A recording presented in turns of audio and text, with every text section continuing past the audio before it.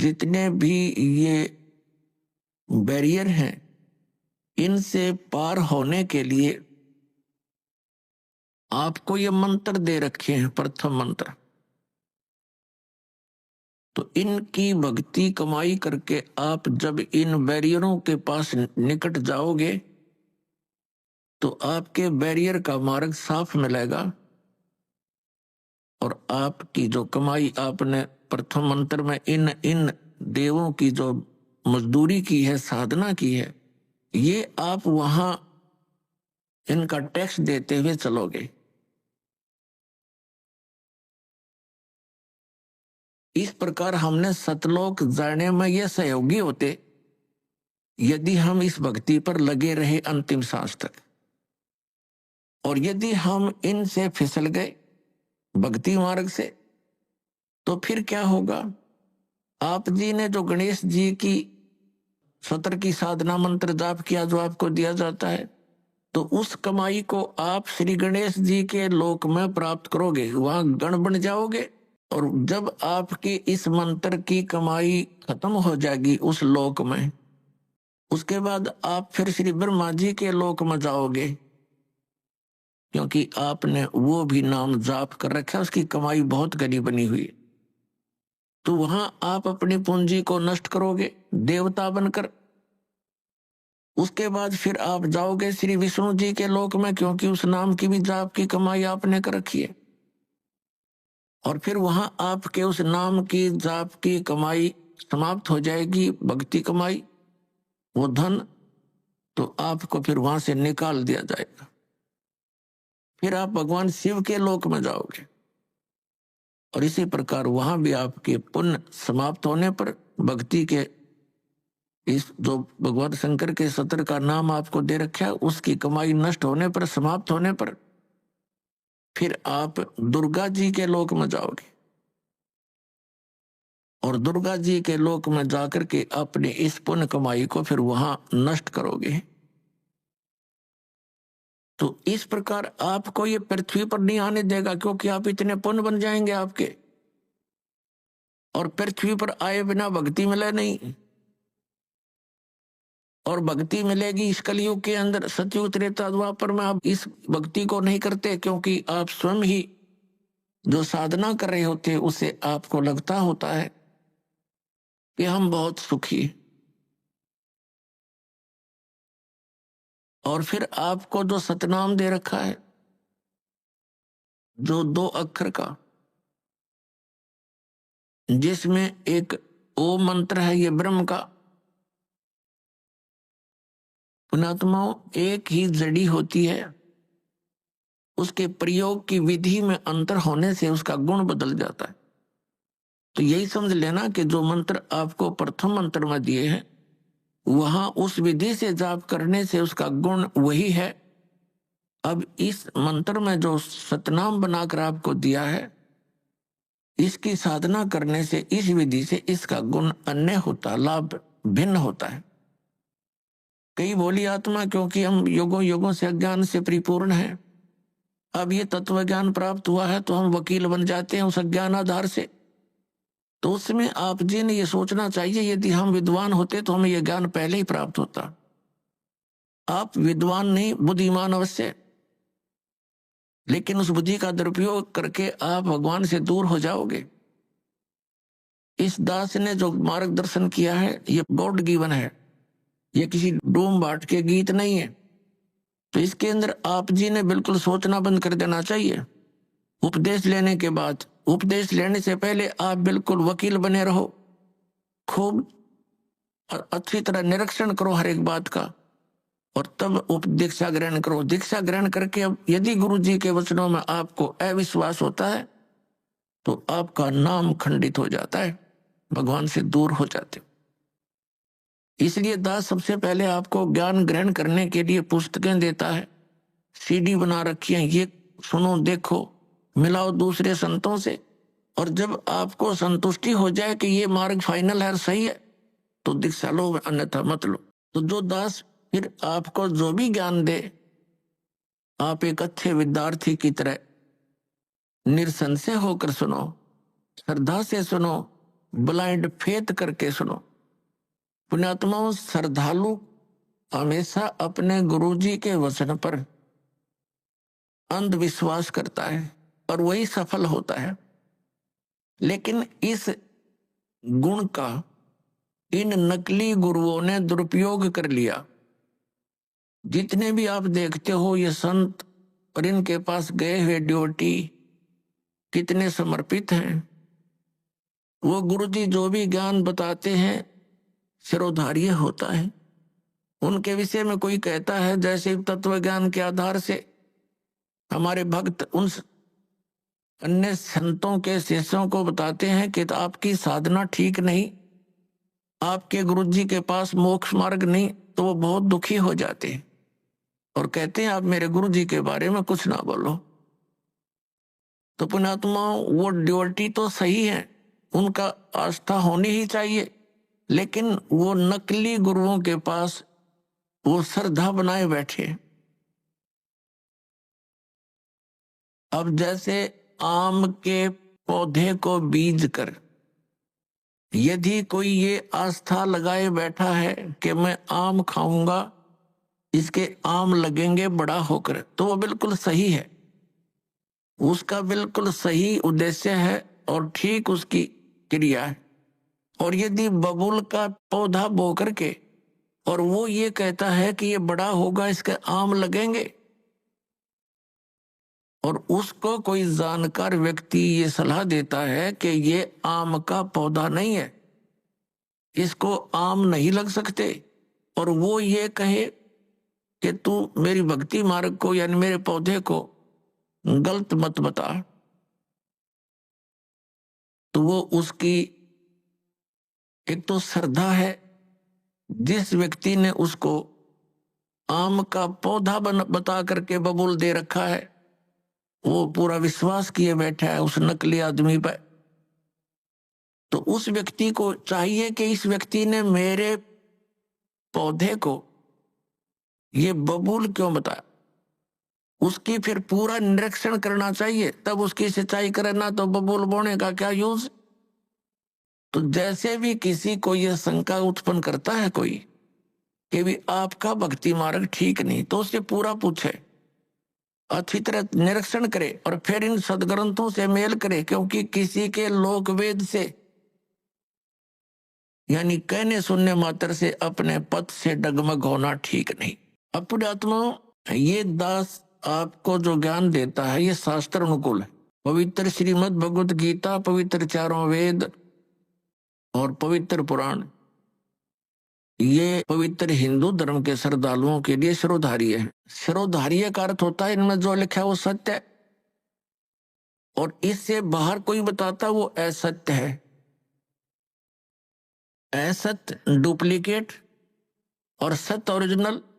तो ओरिजिनल वस्तु से लाभ होगा, डुप्लीकेट से नहीं होगा। श्रीमद् भगवत गीता अध्याय नंबर 16 के श्लोक 23-24 में स्पष्ट किया है कि अर्जुन, शास्त्र विधि को त्याग कर जो मनमाना आचरण करते हैं उनको न तो कोई सुख प्राप्त होता है, न उनकी गति होती है, और न ही कोई सिद्धि को प्राप्त होते हैं, अर्थात यूजलेस। तो फिर फायदा क्या उस भक्ति के करने का।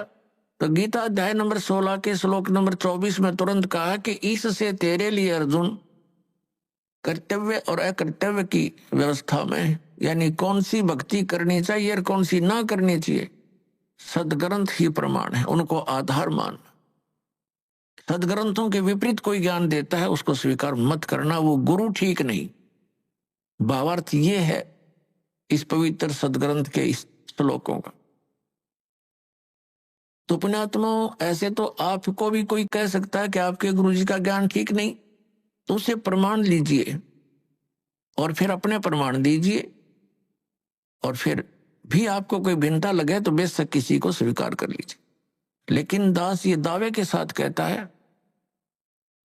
कि इस विश्व के अंदर इस दास के अतिरिक्त न तो तत्व ज्ञान है और न ही भक्ति का कोई मंत्र समाधान है।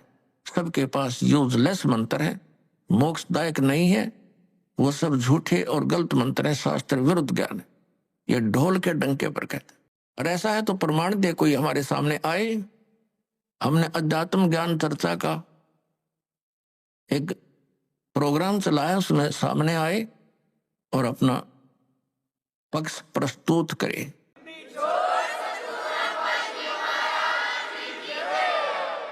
तो दास जो आपको कहना चाह रहा है वो इस विषय में है कि जो भक्ति आप करते हो और जो साधना ये दास बताता है, उसके ऊपर आपको अविश्वास नहीं होना चाहिए, विशेषकर उपदेश प्राप्त करने के बाद। अगर फिर भी वो कोई अग्रम मग्रम करता, वो चातुर प्राणी है, उसने 1 2 4 20 हजार 2000 को मूर्ख बना रखा होगा, वो गुरु पद प्राप्त कर चुका है, उन औरों को अभी उलझाना ही चाहता है। अन्यथा इतने प्रमाण देखकर तो मूढ़मती भी इंसान समझ जाता है कि यह संत क्या बताना चाहता है। तो कहने का दास का तात्पर्य यह है कि जब आप उपदेशी हो जाओ, उसके बाद आप दास के वचन सुनो और उनको फाइनल मानो। उपदेश लेने से पहले आप पूरी तर्क वितर्क करो अपने माइंड से, एक दूसरे के साथ करो कि ये कैसे लिखा है, ये ऐसे लिखा, फिर प्रमाण देखो। हमने तो अध्याय और उनके पृष्ठ नंबर और अध्याय नंबर, उनके श्लोक नंबर दे रखे हैं, आपके प्रमाणित ग्रंथ होंगे। पुण्यात्माओं, दास अपनी तरफ से एक शब्द नहीं बोलता, क्योंकि हम जीव हैं। जीव जो अपनी तरफ से बोलेगा, वो यदि सदग्रंथों से परिचित नहीं है तो जीव सतर का ही बोल सकता है। लेकिन दास ने उन सदग्रंथों को पढ़ा है जो गॉड गिवन है, और गॉड गिवन जो विचार है वो जीव सतर से बाहर होते हैं। गॉड गिवन परमात्मा दत्त जो ज्ञान है, उस पर जीव सोच ही नहीं सकता वहां तक, तो उनको हमने फाइनल ही मानना होगा। दैट्स ऑल, ये समझ लेना। और ये आपको निश्चय हो जाना चाहिए कि दास जो बोलेगा वो सदग्रंथों से ही बोलता है। जो सदग्रंथों में लिखा है और जिसको हमारे धर्मगुरु समझ नहीं सके, दास उनको समझा रहा है कि इस सदग्रंथ का कहने का तात्पर्य ये है, ये न्यू का न्यू लिखा हुआ है, एज इट इज रिटन है, जो का त्यों लिखा हुआ है, और उसको हमारे धर्मगुरु समझ नहीं सके। बस इतनी सी बात। अब धर्मगुरु कौन होता है? जो धार्मिकता और सदग्रंथों का ज्ञान दे, और जो सदग्रंथों के विपरीत ज्ञान देता है और आपस में लड़ा के मारता है, वो ना धर्मगुरु है ना उसके धार्मिकता आसपास है, वो तो एक राक्षस व्यक्ति है। पीछे आप देखते आए हो, हिंदुओं के गुरु मुसलमानों के साथ लड़ाते हैं, मुसलमानों के गुरु हिंदुओं के साथ लड़ाई करवाते हैं अपने उल्लू सीधा करने के लिए, और वो हमें मूर्ख बनाते रहे।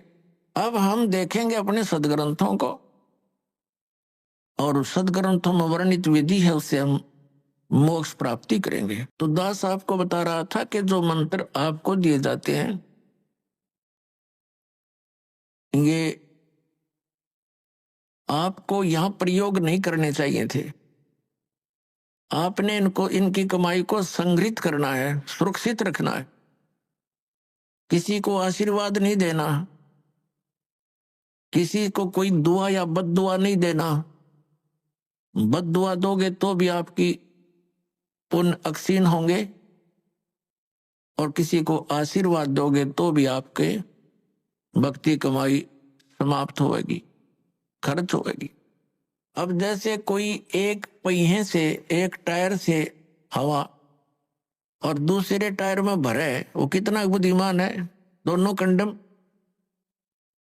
कोई युद्ध है इसका, ये बुद्धिमान व्यक्ति ऐसे काम करता है, उसको सलाह देगा भाई यहां से जाइए, वहां आगे एक हवा भरने का यंत्र है, आप वहां से हवा भराइए, दोनों का काम चले। तो इस प्रकार हम अगर आशीर्वाद दे देते हैं तो हमारी पूंजी नष्ट हो जाती है, मैं भक्ति। अब ना उसको लाभ, उसको थोड़ा सा लाभ उसको होगा, और आप यहीं रह गए, दोनों चौड़ चपट, क्या फायदा। तो इस प्रकार हमने अपने बच्चों को, भाई बहन माता पिता सबको, संबंधित जितने मित्र हैं या वैसे भी कोई, एक सद्भावना पूर्वक सबसे प्रार्थना करनी चाहिए कि आप भी दीक्षा लो और अपनी हवा आप भरो। जैसे एक पंप दे दिया जाता है साइकिल में हवा भरने का, तो सब सब ले लो पंप और अपनी भरो हवा, जब जरूरत पड़े फुल करो और चलो गाड़ी पर, सवारी पर। तो कहने का भाव ये है कि इसी प्रकार गुरुदेव जी से दीक्षा लेकर के आप स्वयं अपने भक्ति मंत्र के जाप साधना के द्वारा अपने टायर में हवा स्वयं भरो और फिर चलो। तो इस प्रकार आप जी ने अब ना किसी को आशीर्वाद देना है ना किसी को बद्दुआ देनी, दोनों में हमें हानि है। पहले क्या था, इस काल का जाल है। आप देखते हो बुजुर्ग बड़े छोटों को आशीर्वाद देते हैं और बड़े उनके चरण छूते हैं, क्योंकि पहले जो एक आपने देखा होगा एक पाग सिस्टम है। पाग जैसे पिता की मृत्यु के उपरांत बड़े पुत्र को एक पाग बांधी जाती थी, पगड़ी, और फिर वो पिता वाले कर्म वो करता था। आप पिछला इतिहास देखिएगा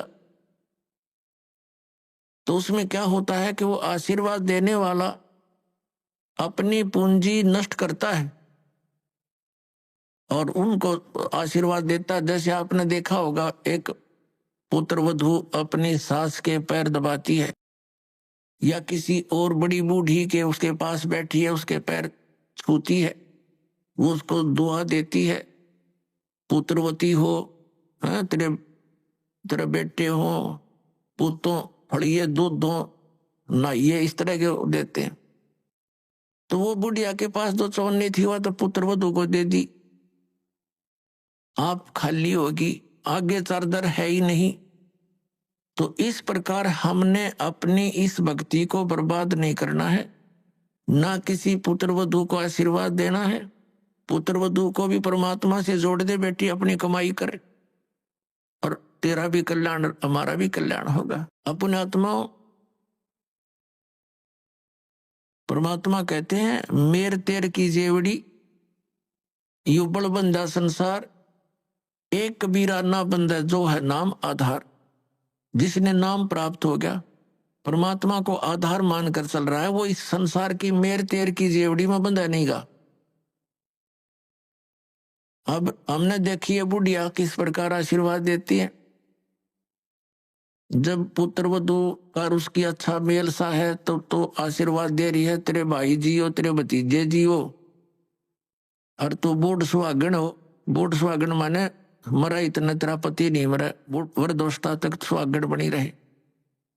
और अगले दिन उसकी होगी अनपन, बुढ़िया दे रही है गाल उसने, तेरे भाई मरियो, तेरे भतीजे मरियो, तो रांड होइयो। समझा, वो दूना टोटा कर लिया उसने। पहले तो आशीर्वाद देकर खोई, फिर उसने बद्दुआ देकर भक्ति खोई। तो ये कोई बात हुई?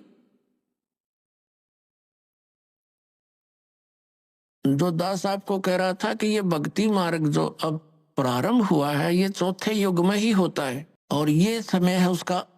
श्रीमद् भगवत गीता अध्याय नंबर 4 के श्लोक नंबर 7 में कहा है, यदा यदा ही धर्मस्य ग्लानि भवति भारत। जब जब धर्म के अंदर नफरत पैदा हो जाती है, अधर्म बढ़ जाता है, धर्म का नाश हो जाता है, तो काल भगवान कहता है तब मैं अपने अंश अवतार सृजन करता हूं, भेजता हूं।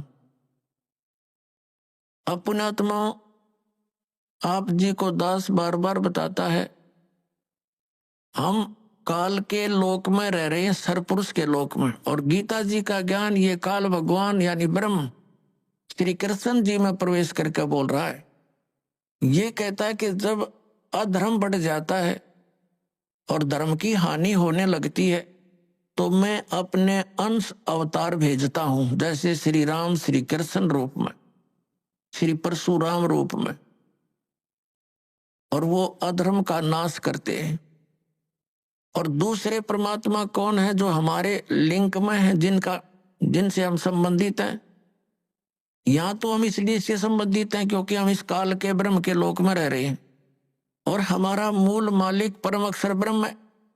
वह हमने जाना, उसके लिए हम प्रयत्न करें। तो ये काल के जो अवतार होते हैं, ब्रह्म के अवतार कैसे अधर्म का नाश करते हैं, जैसे महाभारत करवाया किसने? श्री कृष्ण जी में प्रवेश करके इस काल भगवान ने, श्री कृष्ण युद्ध नहीं करवाना चाह रहे थे, वो तो 3 बार शांति दूत बनकर गए थे और उन्होंने यहां तक प्रतिज्ञा कर ली थी कि मैं युद्ध भी नहीं करूंगा, हथियार नहीं उठाऊंगा। तो ये काल है, ये कराता है। तो उस समय कहते हैं अधर्म बढ़ गया था और उस अधर्म का नाश उसने कैसे करवाया? महाभारत का युद्ध करवा के। उसमें धर्मी भी मर गए, अधर्मी भी मर गए। और फिर एक और समस्या पैदा होगी रोजी और रोटी की, बहनें विधवा होगी, बच्चे अनाथ हो गए। वो अधर्म कहाँ बढ़ा? वो तो अशांति और फैल गई और उन बहन बेटी जो विधवा होगी थी उनके साथ अन्य लोगों ने बदतमीजियां की, उनकी इज्जत के दुश्मन बन गए। ये खाक धर्म का, अधर्म का नाश कराया उन्होंने। अब जैसे परशुराम जी ने अक्षत्रियों को मार डाला क्योंकि वो सब निर्दयी, अत्याचारी, अन्यायी हो गए थे। और यही स्थिति पुण्यात्माओं अधिकतर अब हो चुकी है। राजनेता अपने स्वार्थवशी कार्य करते हैं, अधिकतर ये अधिकारी गण भी अपने स्वार्थवश कार्य करते हैं और न्याय और धर्म को नहीं देखते। लेकिन परशुराम ने उनका कैसे, जो अधर्म फैला रहे थे उसका नाश कैसे किया? उनको सबको फरसे से काट डाला, उनकी हत्या कर दी। अब वो क्या अधर्म का नाश करा उसने? उनकी पत्नियां विधवा हुई, उनके साथ लोगों ने, शेष बचे हुए लोगों ने और ज्यादा पाप किए, अधर्म किए, उनके बच्चे भूखे मर गए। ये टट्टू अधर्म का नाश करा इन्होंने। तो पुण्यात्माओं, परमात्मा कैसे उस अधर्म का नाश करता है, अधर्म की कैसे प्रलय करता है, जो अब होने जा रही है। परमेश्वर 600 वर्ष पहले आए थे, उस समय उन्होंने ये तत्व ज्ञान और अपनी समर्थता का प्रमाण दिया था। परमात्मा ने ऐसे सुख दिए थे जो उनकी शरण में आए थे। 64 लाख शेष हुए थे कबीर परमेश्वर जी के। सन 1398 से सन 1518 तक 120 वर्ष परमात्मा इस पृथ्वी पर रहे। एक जनसाधारण की लीला की, जुलाहे का कार्य किया और एक परम संत की भूमिका की, तत्वदर्शी संत की भूमिका की। और जो भी उनकी शरण में आए उनके आशीर्वाद मात्र से उनको सुख होना शुरू हो गया। यानी परमात्मा की सतिथि को पुनः स्थापित किया परमात्मा कबीर परमेश्वर जी ने, और अधर्म का नाश किया। और वही उसके बाद फिर उन महापुरुषों के मिलते रहते हैं, वो आकर के उनके द्वारा फिर अपने धर्म का प्रचार कराते हैं। उनसे सुख होता है, जनता को भक्ति में आस्था बनी रहती है। तो अभी ये 50-60 वर्ष पहले तक पुण्यात्माओं, आप पिछला इतिहास देखो, कितना शांति से रहते थे लोग। दुखी को दुखी देखकर दुखी होते थे, उसकी मदद करते थे। एक घर में कोई अभाव होता किसी वस्तु का तो गांव इकट्ठा हो जाता था और भाई उसकी मदद करो, कोई किसी कारण से कोई उसके ऊपर आपत्ति आई है तो। और अब खुश होते हैं किसी का हानि होती है तो कितना कितना अब बिजली गिर गई और उन महापुरुषों के द्वारा स्थापित किया हुआ धर्म अभी तक चल रहा था। अब फिर दया करी है दाता ने, ये आप देख रहे हो, क्योंकि दास के जीवन में ये 61वां वर्ष चल रहा है। इससे पहले का भी समय देखा और वर्तमान का समय भी दास देख रहा है। दिन और रात की बिजली गिर गई है, इतना अंतर हो गया। अब परमात्मा अपने अंश अवतारों से भी अपने भी वो अंश अवतार भेजता है। जैसे आदरणीय नानक साहिब जी आए,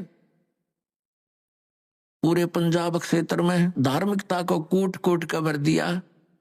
लेकिन 10वें श्री गुरु जी जो थे इनके, गुरु गोविंद सिंह जी, उसके बाद कोई संत गुरु ना रहा। केवल गुरु ग्रंथ साहिब को उन्होंने गुरु मानना प्रारंभ कर दिया। अपने अपने डफली, अपना अपना राग शुरू हो गया, शराब पीने लगे, मांस खाने लगे। अपनात्मा जैसे गुरु ग्रंथ साहिब क्या है, ये तो एक विधान है भगवान का। और उस विधान को मेंटेन करने के लिए राजा की आवश्यकता होती है, संत की। तो जैसे हमारा विधान बना के छोड़ दिया और कोई प्रधानमंत्री राष्ट्रपति कोई बने नहीं और यूं कहे जाके इस विधान को ही राष्ट्रपति मान लो, तो सब आप अपनी डफली बजाओगे, वो तो सारा बात बिगड़ जाएगी। तो उस विधान में जो भी नियम है उनका पालन करवाने वाले संत की आवश्यकता अवश्य पड़ेगी, और तब ये धार्मिकता बनी रही। ये दास का एक संत होने के नाते एक सलाह है और सच्चाई है। तो अब ये कितना अंतर हो गया उसी पवित्र धर्म में। मुसलमान धर्म चला उस समय भी उसमें कोई ऐसा मांस और शराब का और तंबाकू का बिल्कुल समावेश नहीं था, और अब इसमें भी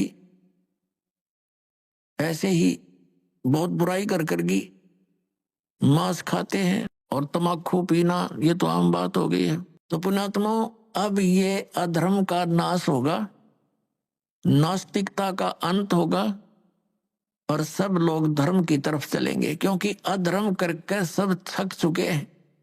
शराब मांस तंबाकू पी कर थक चुके हैं, लेकिन इनको कोई विकल्प नहीं दिखता, क्योंकि समाज के अंदर ये बुराई घनी कर करगी और कदम कदम पर आगे साथी मिले हैं पीने और खाने वाले। तो अब ये दास जो ट्राई कर रहा है, कोशिश कर रहा है कि सबज समाज बनाए, और समाज ही बच्चे जो पुण्यात्मा हैं वही अधिक मात्रा में हो जाएंगे बीड़ी शराब मांस तंबाकू से दूर और सतभक्ति करने वाले। तो धीरे धीरे उन बुराई को हटाएंगे, अन्य को भी दूर करेंगे, वो भी देखम देखा फिर अच्छाई पर लगेंगे। जैसे देखम देखा ये बुराई सब में घर कर गई है। अब प्रसंग तो चल रहा है पुण्यात्माओं कि अब ये जो समय है ये इन 4 युगों की करीब है, सतयुग त्रेता द्वापर की और इस कलयुग की। अब ये वो कहते हैं ना प्राइम टाइम है भक्ति का, मोक्ष कराने का। सतयुग त्रेता द्वापर में प्राणी वैसे ही बहुत सुखी थे, अच्छी आत्माओं का जन्म होता है, तो वो जो भी भक्ति शास्त्र विरुद्ध भी कर रहे होते हैं तो भी उनको सुख होता है। तो वो ये समझ बैठते हैं कि जो साधनाएं हम कर रहे हैं इन्हीं से हमें लाभ हो रहा है। जैसे ये दास पहले भगवान श्री कृष्ण, भगवान विष्णु, भगवान शंकर जी, बाबा श्याम जी, हनुमान जी और भी जो भी देवी देवता हमारे पवित्र धर्म में हमें पूज्य बता रखे थे, सबकी पूजा करते थे। और वो अब पता चला वो तो शास्त्र विरुद्ध साधना थी जिससे लाभ होना ही नहीं, हो ही नहीं सकता। और फिर भी बहुत से ढेर सारे सुख अपने जीवन में हो रहे थे। हम ये सोच बैठे थे कि इन्हीं साधनाओं से हमें लाभ हो रहा है। अब पता चला कि उन्हीं पूजाओं को करने वाले हमारे पड़ोस में, गांव में, उनके सर्वनाश हो गए। कभी बुद्धि नहीं गई कि ये भी वही पूजा करते हैं और इनका कति नाश हो गया, और हमें कैसे लाभ मिल रहा है। वो प्रारब्ध कर्म ही हमें प्रफुल्लित हो रहा था।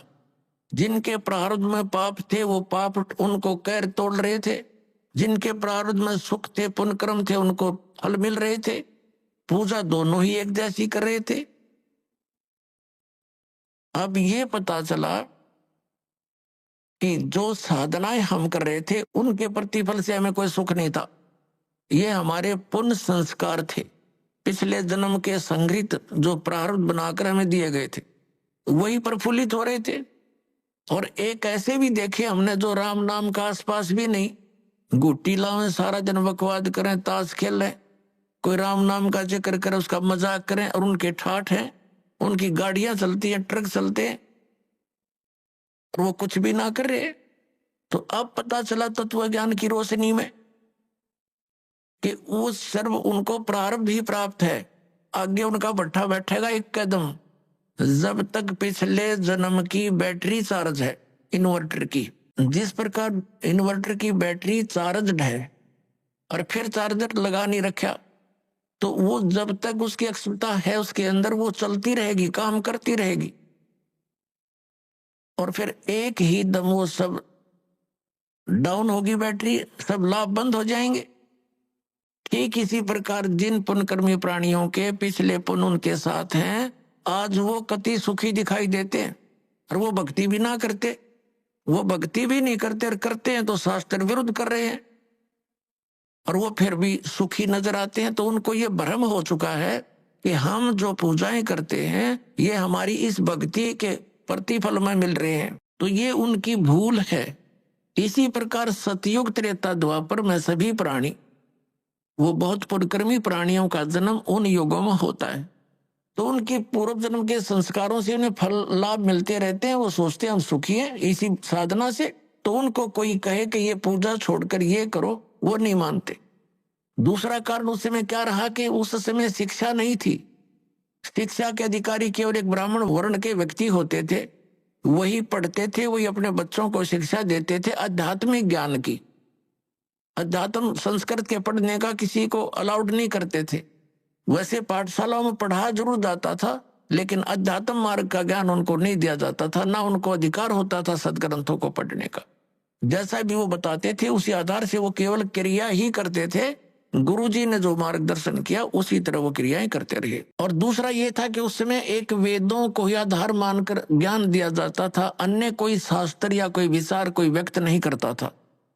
कोई शास्त्र सदग्रंथ अन्य नहीं था वेदों के अतिरिक्त, तो उनको कोई शंका संशय नहीं था। और उनको जो मार्ग बताया जाता था वेदों अनुसार ओम नाम का जाप ही ऋषि लोग दिया करते थे, और कोई अन्य मंत्र नहीं देते थे। जैसे ये ओम नमः शिवाय आदि ये मंत्र नहीं जाप करते थे, वो तो बाद में करने लगे हैं लोग। तो केवल ओम नाम का जाप और 500 यज्ञ ये ऋषि जन करते और करवाते थे। तो उस समय जो साधना वो ओम नाम का जाप और गुरु परंपरा से करते थे, उनको भविष्य की पुण्य तो एकत्रित होते थे, लेकिन लाभ उनको पिछले ही संस्कारों से मिल रहा होता था। ओम नाम के जाप से उनको क्या लाभ होता था? ब्रह्मलोक प्राप्ति। जैसे आपने श्री महावीर जैन जी के जीवन में बहुत बार दास ने दिखाया है, वो महापुरुष तो वेदों अनुसार साधना करते थे, जिस कारण से 80 लाख बार तो वो देवता पद को प्राप्त किया उन्होंने। और फिर कितना कैर टूटा पाप के कारण, 60 करोड़ बार गधा, 30 करोड़ बार कुत्ता और बिल्ली थी, पता नहीं कितनी बार उन्हें ऐसे कष्ट भोगे। तो ये विधान है यहाँ के भगवान का। तो सतयुग त्रेता द्वापर में कोई भी प्राणी परमात्मा के इस ज्ञान को ग्रहण नहीं कर सकता। कोई ये कहे कि ब्रह्म से ऊपर भगवान है, और कोई ये कहे कि श्री कृष्ण और राम से ऊपर कोई शक्ति है, विष्णु और ब्रह्मा से ऊपर शक्ति है, तो सतयुग त्रेता द्वापर में लोग नहीं मानते, क्योंकि वो स्वयं सुखी होते। और इस कलयुग में क्या है, इस काल न करी थी हेरा फेरी हमारे साथ। क्या हेरा फेरी की थी कि परमात्मा से कहा था कि जब तुम्हारा वो प्राइम टाइम आवेगा कलयुग में पार करने का, तो उससे पहले मैं अनेकों पंथ अनेकों मजहब बना दूंगा, सबको भ्रमित करवा दूंगा, मंदिर मस्जिद गुरुद्वारे और इन तीर्थों तक सीमित कर दूंगा, श्री राम कृष्ण देवता आदि पर पूर्ण दृढ़ कर दूंगा। और जब तेरा कोई संत आएगा, तेरा अवतार आएगा इस अज्ञान का नाश करने के लिए, तो उसकी कोई नहीं सुनेगा। इसलिए काल ने कलयुग का समय परमात्मा से मांगा था कि कलयुग में आप कितने ही प्राणी मुक्त करा लेना। परमात्मा को पता था, कबीर परमेश्वर जी को, कि सतयुग त्रेता द्वापर में ये प्राणी दुखी नहीं होंगे, इनके पुण्य इनके साथ रहेंगे, ये मेरे विचारों को कतई नहीं मानेंगे। और कलयुग में काल ने चाल चली थी कि इनको नास्तिक कर दूं, ये भक्ति चाहे ही नहीं, कोई आवे तो उनका संदेश वाहक परमात्मा का, तो ये सुना ही नहीं।